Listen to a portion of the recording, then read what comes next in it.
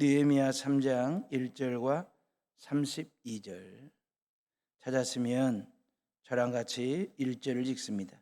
그때의 대제사장 엘리야십이 그의 형제 제사장들과 함께 일어나 양문을 건축하여 성별하고 문짝을 달고 또 성벽을 건축하여 한메아 망대에서부터 하나넬 망대까지 성별하였고. 넘기세요. 자, 32절 다 같이. 성 모퉁이 성류에서 양문까지는 금장색과 상인들이 중수하였느니라. 아멘. 자, 이스라엘의 역사는 반복되는 사이클이 있어요. 주기 순환이라고 얘기할 수 있죠. 그러니까 망했다가 다시 살아나고, 살았다가 다시 망하는, 무너졌다가 다시 일어나기도 하고, 일어났다가 다시 무너지는 이런 사이클이 반복적으로 주기적으로 돌아갑니다. 예를 들자면 이스라엘 백성들이 애굽 나라의 포로 생활을 했잖아요. 그런 이스라엘 백성들이 이제 모세의 지도 아래 가나안의 맹주가 됩니다. 그 다윗과 솔로몬 때의 태평성대를 누리잖아요. 강력한 힘을 가진 나라가 됩니다. 그런데 솔로몬이 죽고 난 이후에 두 개 나라로 쪼개져요. 분열 왕국이 되면서 아수르와 바벨론 제국에 완전히 멸망을 당합니다. 그러면서 바벨론 땅에 포로로 끌려가 70년 포로 생활을 하거든요. 그러면서 그 바벨론도 페르시아에 의해서 멸망을 당해요. 그래서 페르시아의 초대 왕인 고레스 왕이 각 나라의 모든 포로들을 각 나라로 돌려보내는 귀환 정책을 펼쳐요. 그러면서 이스라엘 백성들도 다시 고국으로 3차에 걸쳐서 돌아옵니다. 그리고 무너진 나라를 다시 재건하는 일들을 하는데 70년 전에 망한 나라입니다. 70년 동안 방치가 된 나라니까 그 나라 꼴이 어떨런지는 상상이 가는 대목이에요. 70년 바벨론 생활 중에 그들이 뭘 깨달았냐면 왜 나라가 무너졌을까? 왜 우리가 포로로 끌려왔을까? 나라가 무너지고 망한, 그리고 포로로 끌려오게 된 그 원인이 뭘까? 포로 생활 중에 그 원인을 찾았더니 결국 신앙이 무너지니까, 하나님을 향한 신앙이 무너지게 되니까 나라도 무너지고 성벽도 무너지고 성전도 신앙도 다 무너지더라. 그런 결론을 내린 거예요. 깨우친 거예요. 그리고 난 다음에 그들은 신앙 재건운동, 이걸 꿈꿉니다. 어떻게 하면 신앙을 다시 재건할까? 왜 신앙을 재건해야 나라를 다시 세울 수 있다라고 하는 희망을 갖기 때문에 그렇게 꿈을 꾸며 기도하던 중에 이제 하나님의 은혜로 고국으로 돌아가는 길이 열린 거잖아요. 1차 포로 귀환이 주전 538년, 그러니까 예수님이 이 땅에 오시기 538년 전에 스룹바벨의 인솔 아래 1차 포로 귀환이 이루어져요. 솔로몬 성전은 완전히 초토화가 된 거잖아요. 그러면 스룹바벨이 성전을 다시 재건합니다. 솔로몬 성전만 하겠습니까? 조금은 허접하지만 스룹바벨 성전을. 2차 귀환은 주전 458년에 에스라 선지자를 중심으로 해서 2차 포로 귀환이 이루어지면서 에스라 선지자가 백성들을 말씀 위에 견고하게 세우는 일을 합니다. 그리고 3차 포로 귀환이 느헤미야 총독, 오늘 본문에 나오는 그 느헤미야 총독을 통해서 포로 귀환이 이루어지면서 성벽이 초토화가 됐잖아요. 성벽 재건 운동을 합니다. 뭔 얘기냐면 예루살렘 성이 견고해야 성 안에 있는 성전을 지킬 수 있다. 우리의 삶과 우리의 생명을 지킬 수 있다라고 하는 그 절박한 마음을 가지고 온 백성들이 무너진 성벽을 다시 재건하는 일을 하는 거예요. 성벽 개축 공사 말입니다. 느헤미야 3장은 무너진 예루살렘 성을 어떻게 재건했는지를 보여줘요. 예루살렘 성은요 10개의 문이 있습니다. 그리고 4곳의 망루, 외적의 침입을 확인할 수 있는 보초병들이 쓰는 초소가 4개가 있을 정도로 결코 적은 성은 아니에요. 이 성이 70년 전에 무너졌다고요. 그 70년 동안 방치가 된 상태니까 얼마나 잡풀들이 우거지고 그다음에 성터 흔적조차 찾아볼 수 없을 정도로 쑥대밭이 되어 있지 않겠습니까? 돌아와서 보니까. 오늘 잠자리에 들기 전에 여러분들이 느헤미야 3장을 읽으시면서 두 단어의 밑줄 한번 그으면서 읽어보세요. 중수라고 하는 말이 나오고 그 다음이라는 말이 나옵니다. 중수라는 말이 한 40분 가까이 나와요. 그 다음이라는 말이 28번 정도 나오는데, 중수라고 하는 말은 보수한다 그런 뜻이잖아요. 재건축, 리모델링한다 그런 뜻이에요. 그러니까 허물어진 곳을 다시 세우고 망가진 곳을 다시 고치고 뚫린 곳은 다시 막는 보수공사를 중수한다 그래요. 무너진 성벽을 중수한다고 할 때에 실은 재건축에 버금가는 성벽 개축 공사를 느헤미야를 중심으로 해서 하는 거예요. 그러면서 성벽을 쌓고 성문을 달아요. 보수부터 하는 거예요. 그것이 바로 10개의 문 중에 북동쪽인 게 북동쪽에 있는 양문에서부터 시계 반대 방향으로 이렇게 일을 시작합니다. 공사를. 1절에 있는 말씀 봐보실래요?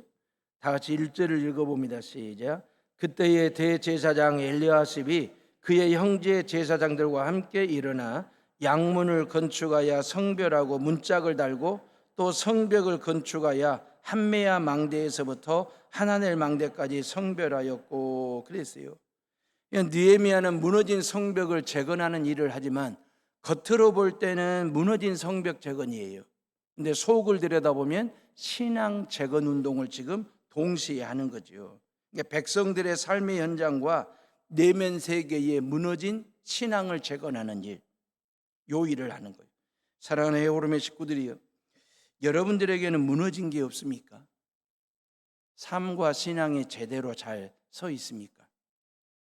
견고하게 반듯하게 잘 서 있는지, 아니면 금이라도 가고 한쪽으로 기울어져 있지는 않는지, 믿음의 성벽이, 예배의 성벽이 견고하게 단단하게 든든하게 잘 서 있는지, 아니면 피사의 사탑처럼 기울어져 있는 것은 아닌지, 그 말이에요.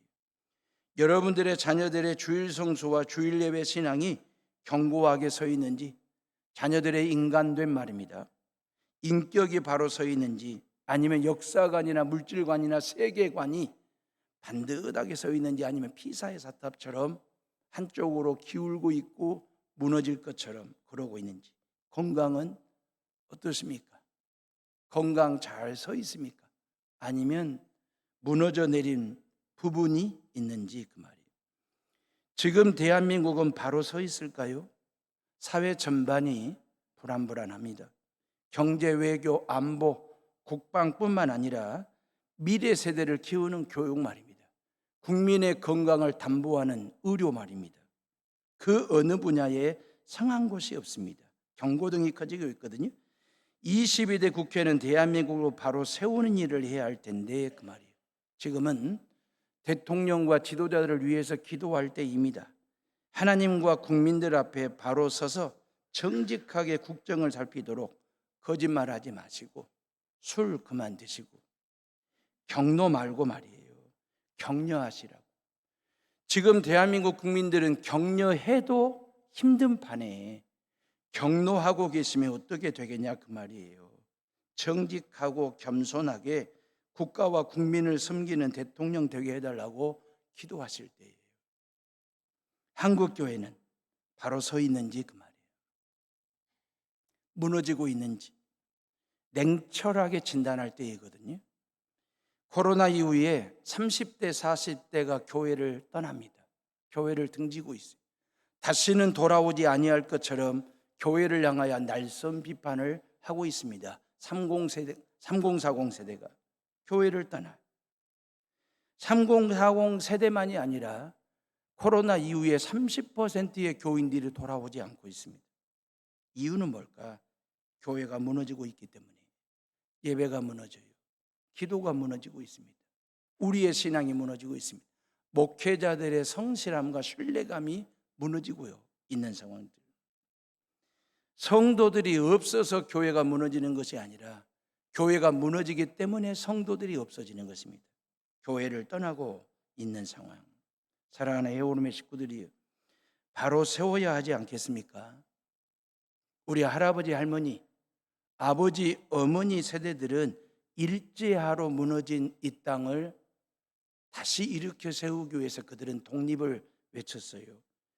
한국 전쟁으로 전쟁의 잔상 폐허로 인한 쑥대밭이 된 이 대한민국을 다시 일으켜 세워서 선진 반열에 올려놓은 우리 선조들이 있습니다.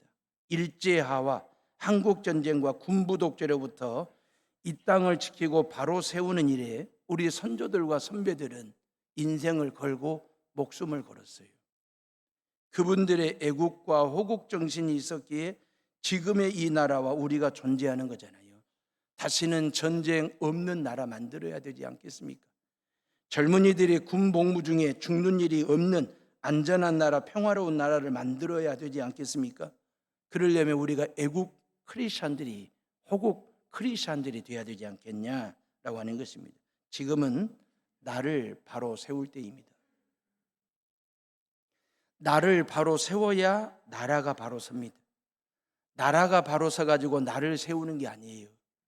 나를 하나님 앞에서, 나라와 민족 앞에서, 이웃 앞에서 나를 바로 세울 때에 내가 바로 서면 나라가 바로 서는 것이거든요. 이게 애국이에요. 이게 호국입니다. 개인적으로는 삶과 신앙을 바로 세우고 대한민국을 바로 세워야 되지 않겠습니까? 한국교회와 특히 해오른교회를 바로 세워야 하지 않겠냐라고 하는 것입니다. 어떻게 해야 바로 세울 수 있을까? 무너진 나라와 민족과 교회를 어떻게 보수해야 할까? 저랑 같이 2500년 전 포로에서 돌아온 이스라엘 백성들이 어떻게 무너진 예루살렘 성벽을 재건했는지 그 재건한 공사 현장으로 우리 다 같이 돌아가서 포로민들이 무너진 성벽을 어떻게 돌을 차곡차곡 쌓아 올렸고 벽돌을 쌓아 올려 무너진 성벽을 재건하고 신앙을 재건했는지 바로 세우는 일을 살피면서 나의 신앙도 재건하자라고 하는 거죠. 우리 교회를 바로 세우자라고 하는 것이 성령께서 깨닫게 해주시는 교훈과 들려주시는 메시지를 돌을 차곡차곡 쌓듯이 여러분들의 삶과 여러분들의 신앙 위에 차곡차곡 세워져서 다시는 무너지지 않는 신앙, 다시는 무너지지 않는 인생살이를 해나가는 저와 여러분들 되시기를 주님의 이름으로 축원합니다. 성벽 재건의 지도자는 느헤미야 총독이었습니다. 이 느헤미야 총독 한 사람의 탁월한 리더십과 파워는 대단히 중요합니다. 그런데 이 한 사람의 리더십과 파워를 가지고 성벽 재건을 완성할 수 있다 안 되는 거예요. 온 백성들이 그 말이에요. 여러 사람들이 힘을 모으고 힘이 모아져야 할 수 있는 일이거든요. 한 사람의 힘에 그 말입니다. 지도자 한 사람의 힘에 모든 백성들이 힘을 모으고 땀을 보탤 때 그 말입니다. 무너진 성벽을 완성할 수 있고 완공할 수 있다. 힘을 모을 때에 안 될 일도 되고 못할 일도 하게 되더라라고 하는 거죠. 이번 주 금오도에 여천동 황금교회 성전 수리하는 일은 몇몇 교인들이 가가지고 할 수 있는 일이 아닙니다. 온 성도들이 힘을 모아주시고 땀을 보태시고 그렇게 해야만이 여천동 교회와 황금교회 주변에 있는 풀 한 폭이라도 내가 뽑겠다는 심정으로 협력하고 헌신할 때에 하나님께 영광이 되고 섬교회를 섬기시는 목사님과 성도들에게 위로가 되고 힘이 된다라고 하는 것입니다. 느헤미야 총독은 지혜로운 지도자였습니다. 70년 만에 포로 생활하다가 돌아온 사람들이 뭔 돈이 있겠어요? 포로들은 월급쟁이가 아니지 않습니까? 포로들은 연봉을 받는 사람들이 아니에요. 그냥 자기 입에 풀칠하기도 버거운 사람들이에요. 예루살렘에는 지금 예산도 없습니다. 행정 조직이 없습니다. 무정부 상태입니다. 가지고 있는 것은 그냥 포로 생활, 노예 생활 중에 70년 동안 다져지고 단단해진 노동력, 힘만 가지고 있을 뿐이에요. 막막하지요. 정상적인 토목공사, 공법으로 성을 쌓으려고 하면 엄청난 시간과 비용이 필요한 공사입니다. 동그라미를 그리듯이 그래요. 동그라미 북동쪽이라 하잖아요. 북동쪽 양문에서부터 시계 반대 방향으로 예루살렘 성 쌓기를 한다 그랬잖아요. 그러면 이게 실질적으로 시간도 비용도 너무 많이 드는 공법이 될 수 있어요. 근데다가 북쪽에서는 일하는데 남쪽이나 서쪽이나 동쪽에서 사람들이 놀고 있으면 이 공정성의 문제가 생기는 거잖아요. 의지의 문제잖아요. 다시 말하면 우리는 일하고 있는데 저 사람들은 놀고 있어. 그러면 이제 공정성에 금이 가다 보면 민심에 금이 가게 돼요. 혹시라도 반대하거나 방해하면 성을 쌓을 수가 없어요. 더 큰 문제는 적들이 공격을 했을 때 막아낼 방법이었지 않습니까? 그래서 느헤미야는 하나님께 기도합니다. 하나님께 지혜를 구합니다. 그리고 10개의 문이 있고 4개의 막로가 있다 그랬잖아요. 이것을 42개 공사 구간으로 지정을 해요. 쪼개요. 42개 공사 구간으로 쪼개가지고 그리고 각 지파별로 가문별로 가정별로 할당을 해줘요. 42개 공사 구역을. 그러면서 10절에 있는 말씀 봐보실래요? 다 같이 10절을 한번 읽어봅니다. 시작. 그 다음은 하루맘의 아들 여다야가 자기 집과 마주 대한 곳을 중수하였고 그 다음은 하삼디아와 아들 핫두스가 중수하였고 그랬어요. 10절과 23절과 28절에 뭔 얘기가 나오냐면 42개 공사 구간으로 쪼개놓고 난 다음에 자기 집 앞을 그 말입니다. 가장 가까운 곳, 눈에 띄는 곳, 마음 가는 곳. 거기에 모든 백성들이 42개 공간을 정해놓고 모든 백성들이 일제히 다 같이 한꺼번에 공사 현장, 성벽 공사에 투입이 될 수 있도록 자기 집 앞부터 그 말이에요. 눈에 띄는 곳부터, 가장 가까운 곳에서부터. 그러다 보니까 노는 사람 없지 않습니까? 그러다 보니 여기저기서 원망, 불평할 틈도 없지 않습니까? 아주 지혜로운 거죠. 반대하거나 원망할 틈이 없고 성벽 공사에 대한 동기부여가 확실하지 않습니까? 그리고 효능감 있게 효율적으로 체계적인 분담 방식 말입니다. 할당된 거 말입니다. 내 집을 짓듯이 내 눈에 띄는 성벽, 가장 가까운 성벽부터 쌓아 올리게 하다 보니 일제히 다 같이 할 수 있도록 호루라기를 분 거죠. 사랑하는 에어룸의 식구들이, 우리 교회는 이번 주 화요일부터 금오도에 있는 여천동 황금교회 성전 수리를 봉사하러 갑니다. 실은 원래는 2개 교회였어요. 여천동 교회와 황금교회. 근데 2개 교회를 다니는 교인들이 워낙 적기 때문에 노예는 말입니다. 2개 교회를 합병을 해놓은 거예요. 그래서 여천동 황금교회가 된 겁니다. 여천동 교회에서는 주일날 오전 8시 반에 주일 예배를 드리고 황금교회는 주일 오전 10시에 예배를 드려요. 목사님 한 분이 양교회를 다니시면서 그냥 행정상 하나의 교회지만 예배는 2개 교회. 그래서 우리 성전수리 봉사는 실은 2개 교회를 봉사하는 일이거든요. 이러한 섬김 사역을 언제 어떤 동기로 시작을 했냐면 농어촌에 사시는 독거노인들 가정들을 방문해서 처음 시작은 집 청소해드리는 것으로 시작이 됐습니다. 교인들이 방문해서 집 안팎으로 깨끗하게 청소해드린 거예요. 청소를 하다 보니 교인들 눈에 띄는 게 있습니다. 위험하게 깔려있는 전선들 말입니다. 그리고 나가있는 등불 말입니다. 이것 교체하고 전선 다시 깔아주고 전기팀이 들어간 거잖아요. 싱크대가 너무 허술해. 싱크대를 고친다든지 교체를 해준다든지. 그러고 보니까 청소는 했는데 도배장판이 너무 오래됐고 지저분해. 장판 교체해드리고 벽지를 새롭게 바꿔드리고 그러다 보니까 집 청소 사역이 집 수리 봉사로 업그레이드가 된 거예요. 그러면서 교인들 눈에 농어촌 교회가 눈에 띈 거죠. 사택의 허름함을 눈에 띈 거죠. 그러면서 일이 더 벌리고 벌어진 거죠. 집 청소에서 집 수리로 늘렸고 그 집 수리 봉사는 성전 수리와 교회 사택 수리 하는 일로까지 확장되어지는. 그러니까 교인들이 가지고 있는 기술과 노동력, 교회 재정을 투입하는 삼박자를 갖춘 사역이 지금까지 하고 있는 사역입니다. 2021년 재작년이죠. 저 전라북도 부안에 있는 농촌교회 사택 수리를 했습니다. 교인들이요, 새벽 예배 끝나고 나면 2시간 동안 차를 몰고 갑니다. 하루 종일 노가다를 하고 그쪽에서 주무시는 분들도 계셨지만 다시 2시간 차 운전하고 돌아오는 그런 일정이었습니다. 제가 당번으로 그 전북 부안 그 교회에서 일하고 있을 때 암 투병 중이시던 우리 배성혁 권사님하고 임성택 장로님이 직접 차를 몰고 전북 부안까지 일하는 곳에 오셨습니다. 저에게 봉투 하나를 내미시면서 사택 보일러 기름 가득 채워주시라고 봉투 하나를 내미셨어요. 그 안에 200만 원이 있었습니다. 그 사택에 185만 원어치 기름을 넣어드리고 차액은 목사님에게 드렸습니다. 하나님 아버지는 꼭 이맘때가 되면 누군가의 눈에 띄게 합니다.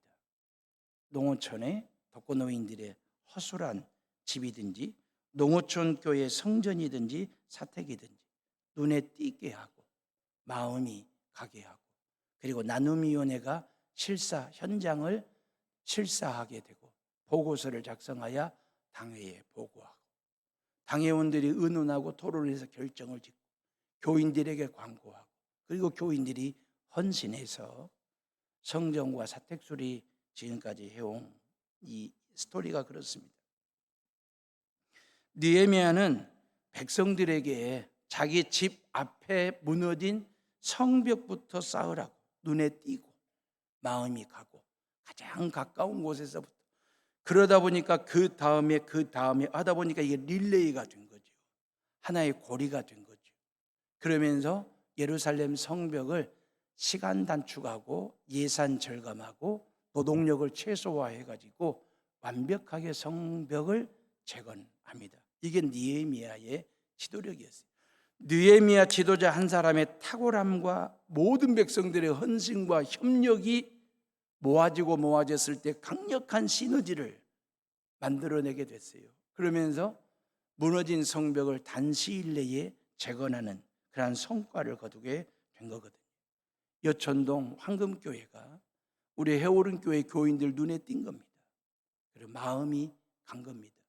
그리고 이제 여러분들과 함께 이번 주 한 주간 동안 성전 수리를 하게 된 겁니다. 느헤미야의 리더십을 한번 봐보세요. 지혜로움과 영리한 말입니다.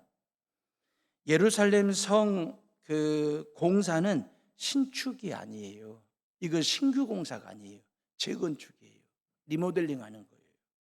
요 말은 산이나 들에서 새로운 돌들을 떠가지고 뽑아가지고 옮겨가지고 성벽 쌓는 일이 아닙니다. 이거 70여 년 전에 무너진 성터입니다. 70여 년 전에 무너진 그 돌들이 흙더미 속에 파묻혀 있는 거예요. 그 흙더미 속에 파묻혀 있는 걸 다시 캐내가지고 차곡차곡 쌓아 올리는 재건축 일이거든요. 그러니까 돌은 재료는 땅에 묻혀 있고 백성들은 쌓는 기술과 경험이 있고 중요한 것은 뭐가 필요합니까? 헌신하고 협력하면 되는 일입니다. 비용도 절감되죠. 시간 단축되죠. 그리고 노동력을 최소화하는 토목공법이었습니다. 이런 지혜로움이 리더십이 그 말입니다. 나오고 백성들의 헌신과 협력을 끌어내는 감동이 생기는 거죠. 그러니까 느헤미야는 주먹구구식으로 일을 한 게 아닙니다. 좌충우돌형이 아닙니다. 형편에 맞게 적절한 일을 진행하는 리더였습니다. 무리하면 무리들이 무리를 짓습니다. 당을 짓는다 그 말이에요. 그러면서 이게 무리한 일이 되면 무리들이 무리를 지어 당을 짓고 원망이 나올 수도 있고 불평이 나올 수도 있어요. 그러면 공동체에 금이 갑니다. 백성들의 힘이 헌신이 결집이 되지를 않습니다. 왜? 무리들에 의해서 무리를 짓고 그렇게 무리수를 둔다라고 하는 그 원망과 불평이 나올 수도 있기 때문에. 그런데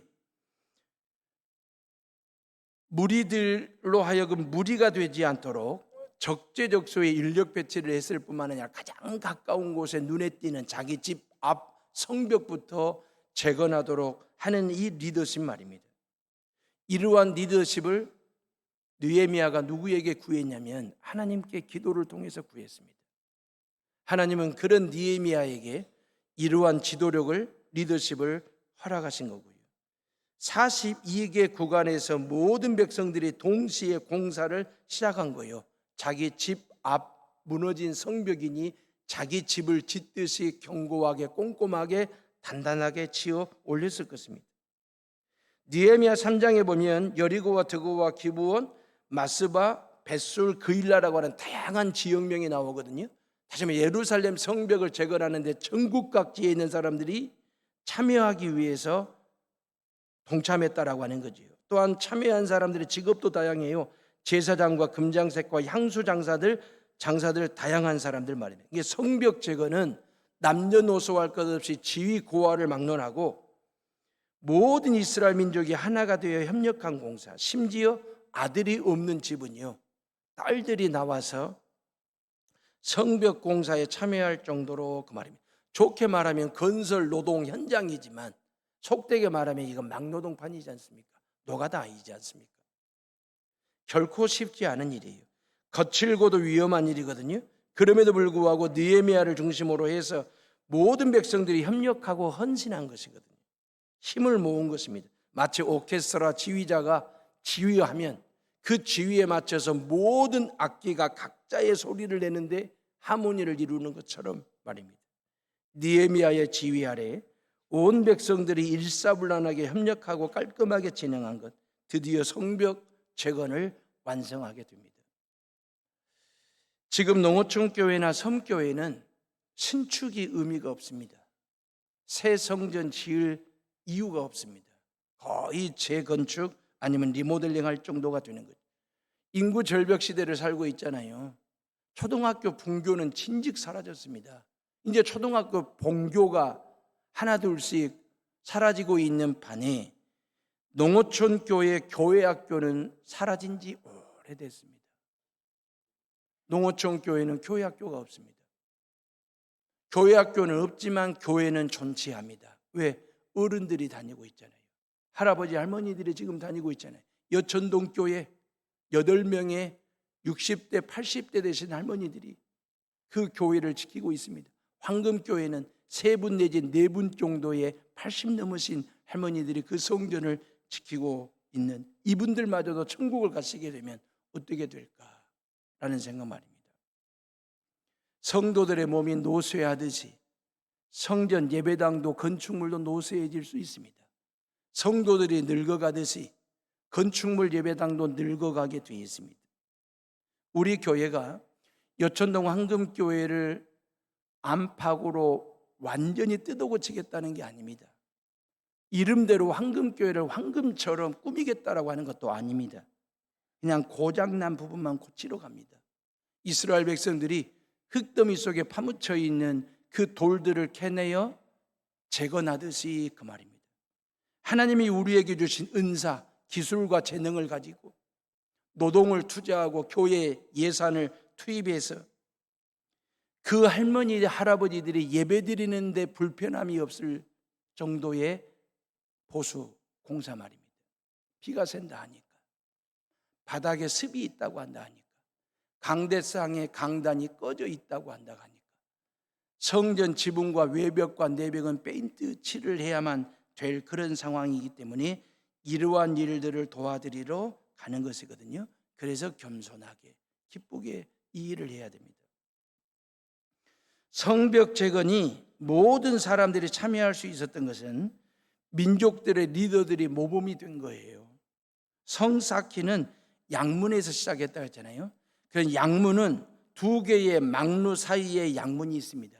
그 양문은 글자 그대로 양들이 들락날락하는 문이에요. 그럼 그 양들은 어떤 양들이냐면 하나님의 성전에 제물로 바쳐질 제물용 양들이에요. 그 양들이 양문으로 들어와서 양문 옆에 있는 베데스다 연못에서 깨끗하게 씻기움을 받아요. 그러면서 성결한 제물로 성별이 됩니다. 그게 양문의 기능이에요. 그게 베데스다 연못의 기능이에요.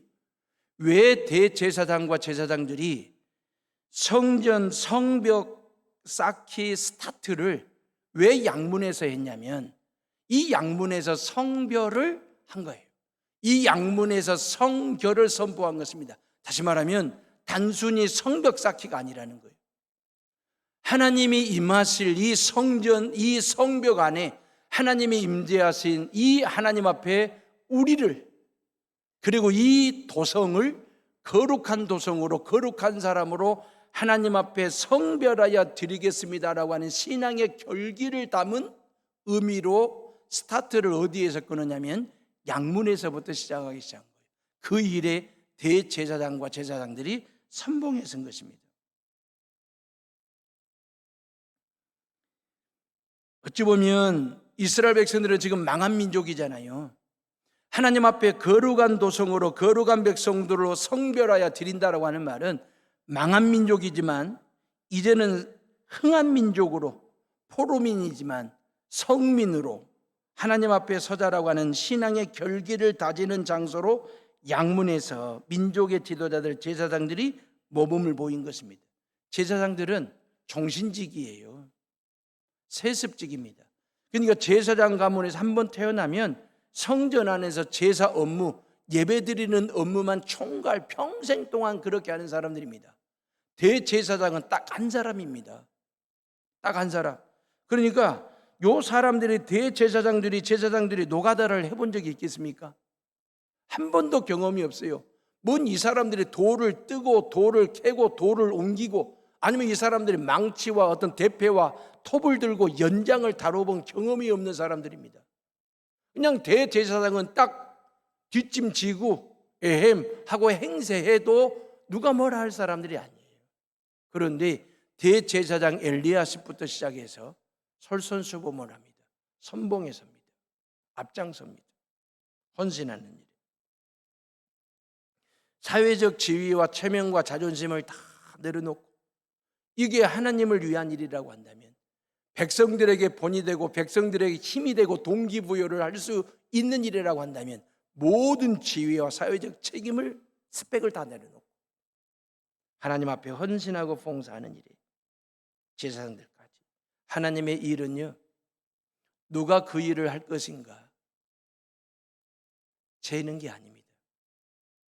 고민하거나 주저하거나 남들이 하겠지 간볼 일이 아닙니다. 하나님의 일은 내가 그 일을 하리라 자원하고 자진하는 일이에요. 솔선수범하는 그 한 사람이 하나님의 일을 하는 것입니다. 20절을 봐보실래요? 다 같이 20절을 한번 읽어봅니다. 20절 시작. 그 다음은 삽배의 아들 바룩이 한 부분을 힘써 중수하여 성 구비에서부터 대제사장 엘리야십의 집문에 이르렀고, 그랬어요. 뭐냐면 성 쌓는 공사를 하는 데 있어서 42개 공사 구간이 있다 그랬잖아요. 근데 삼배의 아들 바룩에게 주어진 공사 기간이 길어요. 다른 공사 구간보다 훨씬 길고 멀어요. 길다 멀다라고 하는 말은 훨씬 더 일을 더 많이 해야 되고 힘을 더 써야 되고 땀을 더 많이 빼야 된다라고 하는 이야기가 되는 거잖아요. 그때 바룩이 말이에요. 이래저래 따질 수도 있지 않습니까? 나는 못하겠다고 컴플레인을 할 만도 하지 않습니까? 원망할 만도 하지 않습니까? 왜 공사기간이 남들에 비해서 기냐고. 바룩의 입장에서는 바락바락 대들 만도 하지 않습니까? 그런데 20절에서 가장 중요한 단어가 뭔지 아십니까? 힘써, 그 말이에요. 힘써서. 바룩은요, 남들보다도 자기 공사 기간이 훨씬 더 길든 짧든 복잡하든 단순하든 힘이 들든 쉽든 상관없이 힘써서, 그 말이에요. 힘쓰다라고 하는 말은 히브리어로 헤라라고 하는데, 이 헤라라고 하는 말은 뜨겁게 되다, 열심을 품다, 그런 뜻이거든요. 아무런 원망 없이, 불평 없이 하나님이 내게 주신 사명으로 알고 그 공사 구간을 최선을 다해서 눈에 띄는, 마음이 가는 가장 가까운 공사, 비록 그 공사 기간이 남들에 비해서 길다 할지라도 그 말이에요. 원망 없이 기쁨으로 사명으로 나에게 주어진 책임으로 알고 그 일에 감당했던 바룩의 이야기. 공동체는 이해관계를 따지지 않는 것이거든요. 그냥 힘써 일할 뿐입니다. 선교사님들에게 선물 보내기 하는 거 말입니다. 그 선물 보내기 하는 일에 대해서 이렇다 저렇다 따지려고 하면 따질 게 많지요. 농어촌교회나 사택수리 봉사하는 일에 대해서 각자의 생각과 관점으로 들여다보면 시비 걸만하면 이러쿵저러쿵 시비거리가 있지요. 그럼에도 불구하고 지금까지 이런 일들을 일관성 있게 꾸준하게 해오는 것은 원망과 불평거리가 없도록 깔끔하게 완벽하게 일처리했기 때문이 아닙니다. 바룩처럼 모든 성도들이 힘써서 열심히 말없이 봉사해 주었기 때문에 이 일을 지금까지 하는 거예요. 이번 주 성전 수리 봉사도 마찬가지입니다. 결코 쉽지 않은 현장이죠. 교회에서 출발하면 1시간 동안 차를 몰고 가야 됩니다. 그 30분 배를 타야 됩니다. 황금교회, 황금교회는 20분 차로 더 가야 합니다. 육지에도 얼마든지 교회가 많은데 소라면 돌아다녀보고 화양면 돌아다니고 우리의 도움의 손길을 필요로 하는 교회들이 얼마나 많은데 왜 하필이면 금오도일까? 이러면 푸념이 되는 거죠. 배를 타고 가다가도 멀미를 하게 되면 이제 넋두리가 나오는 거죠. 일하다가 힘들면 원망이 나올 수도 있고. 근데요, 선물 보내기 하는 일과 집수리 봉사하는 일을 오랫동안 하면서 제가 철저하게 지킨 원칙이 하나 있습니다. 자원입니다. 자발적으로 하는 것입니다. 자진해서 하는 것입니다. 성벽 재건에 참여한 이 전문직 중에 금장색들이 있거든요. 8절과 31절과 32절을 보면 금장색은 요즘으로 말하면 금세공업자들이지 않습니까? 이 사람들은 전문직, 기술직입니다. 아주 섬세함이 생명이고 정교함이 생명이잖아요. 이 사람들은 손을 다치면 큰일 납니다. 그러니까 무거운 돌들을 뜨고 쌓고 옮기고 하는 이 거친 일을 할 수 없다라는 정당한 핑계거리를 가지고 있는 사람들이거든요. 그럼에도 불구하고 모든 금장색들이 참여를 했습니다. 왜요? 자원이기 때문에, 자진했기 때문에. 주의 일은요, 주님의 일은 돈을 쓰면서 하는 것입니다. 세상 일은 돈을 받으면서 일을 하는 거예요. 그러니까 주님의 일과 세상 일은 일한다는 차원에서는 같은데 어디에서 차이가 나냐면 주님의 일은 내가 돈 쓰면서 하는 일이에요. 세상 일은요, 내가 돈을 받으면서 하는 일이거든요.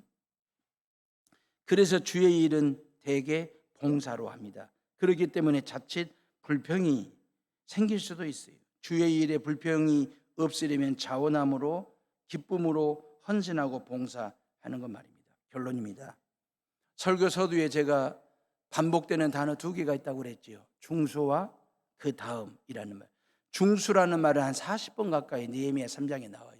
그 다음 이 말은 한 28번 이상이 나오거든요. 이 뭔 얘기냐면 그 다음은 누가? 그 다음 일은 뭐? 이 말이거든요. 다시 말하면 이 말은 어떤 순서를 나열하는 게 아니에요. 영어 성경에 보니까 next him, next them 그리 돼 있거든요. 뭔 얘기냐면 백성들은 말입니다. 자기가 서 있는 자리, 자기 집 앞에서 가까이에서 보이는 그 성벽, 무너진 성벽을 내가 정성을 다해 쌓다 보니까 그 다음 일이 이어지고 이어져서 릴레이가 되고 하나의 고리가 되어가지고 예루살렘 성벽이 완성이 된 상태이거든요. 그 다음은 내가, 그 다음 일도 내가. 이게 자원입니다. 자진자발입니다. 그 다음은 네가, 그 다음 일은 당신이. 그러면 내가 해야 할 일을 다른 사람에게 떠넘기는 토스하는 일이 됩니다. 딜레이를 시키는 거잖아요. 그러면 릴레이가 안 되는 거죠. 고리가 안 되는 것입니다. 공동체성이라고 하는 것은 바로 그런 거예요. 이 성전을 쌓는 데 있어서 그 다음도 내가, 그 다음 일도 내가 할게. 이게 그 방법이었어요. 봐보세요. 70년 동안 포로 생활은 한마디로 개인주의예요. 70년 동안 포로 생활은 철저히 개인주의입니다. 나만 잘하면 돼. 주인한테 인정받으면 되는 거거든. 그런데 이런 사람들이 예루살렘 성벽 재건을 통해서 민족 공동체를 재건해요. 신앙 공동체를 세워가요. 하나님의 일은 개인주의나 영웅주의로 하는 게 아닙니다. 성경에 보면 훌륭한 아주 위대한 지도자들이 많이 나오지요. 우리는 이미 오늘 느헤미야가 얼마나 탁월하고 지혜롭고 그리고 훌륭한지 이미 확인했지 않습니까? 그럼에도 불구하고 성경은 느헤미야를 영웅시하지 않습니다. 위인으로 만들지 않습니다. 성경은 영웅전이 아니에요. 위인전이 아니에요. 성경은 철저하게 어느 한 개인의 허물과 부족함과 실수를 적나라하게 성경은 그대로 기록하는 책이 바로 성경이거든요. 그러니까 예루살렘 성벽 재건 공사에 느헤미야의 지도력과 공로라고 하는 것을 우리 다 알잖아요. 인정하는 거잖아요. 역사가들에 의하면 공치사에 의해서 당신이 영웅이라고 인정하고 박수 칠만 한 느헤미야입니다. 근데요, 느헤미야가 요 일을 끝내놓고 그 말입니다. 느헤미야 3장에 보면 자기 이름을 한 번도 거명하지 않습니다. 자기 이름을 한 번도 기록하지 않습니다. 느헤미야 3장에. 느헤미야는 느헤미야가 기록한 성경이거든요. 오히려 예루살렘 성벽 공사하는데 지도력을 발휘했던 75명의 이름은 일일이 거명하고 있어요. 일일이 75명의 명단을 적어 놓으면서도 자기 이름 한 번을 기록하지 않습니다. 자기 이름 한 번을 거명하지 않습니다. 이유가 뭘까요? 이 일은 내가 한 일이 아닙니다. 우리가 한 일입니다. 아니, 하나님이 하신 일입니다. 이건 말하고 싶었던 거예요. 느헤미야는. 물론 느헤미야라고 하는 이름 하나가 나와요. 근데 그 이름은 느헤미야가 아니에요. 동명이인의 느헤미야입니다. 철저하게 자기를 숨깁니다. 철저하게 자기를 겸손하게 합니다. 자기 이름 75명의 이름은 다 불러가면서 격려해주고 칭찬해주고 인정해주는 그 느헤미야가 자기 이름 한 번을 거명하지 않는 이유는 뭐냐면 이 일은 내가 한 것이 아닙니다. 우리 모두가 다 한 것입니다. 아니, 하나님이 하신 일입니다. 이건 말하고 싶었던 거예요. 문짝은 누가 달았다. 기둥은 누가 세웠다.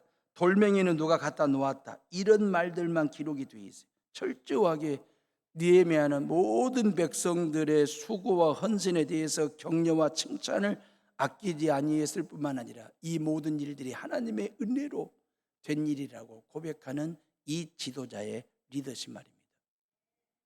이런 지도자 덕에 무너진 이스라엘이 반듯하게 세워졌습니다. 지도자가 지도력이 없으면 지배자가 됩니다. 그런데 지도자가 지도력이 있으면 지도자가 됩니다. 대한민국은 지도력을 갖춘 지도를 받는 그런 건강한 나라로 세워가야 합니다. 저와 여러분들이 가정에서, 직장에서, 사업장에서, 저는 목회 현장에서 이러한 지도력을 갖춘 지도자로서 반듯하게 올곧게 살아가면서 내가 한 것이 아닙니다. 하나님이 이 모든 일을 하셨습니다. 라고 고백하며 인정하며 찬양하며 살아가는 저와 여러분들 되시기를 주님의 이름으로 축원합니다. 이 시간 조용히 묵상하며 기도하겠습니다.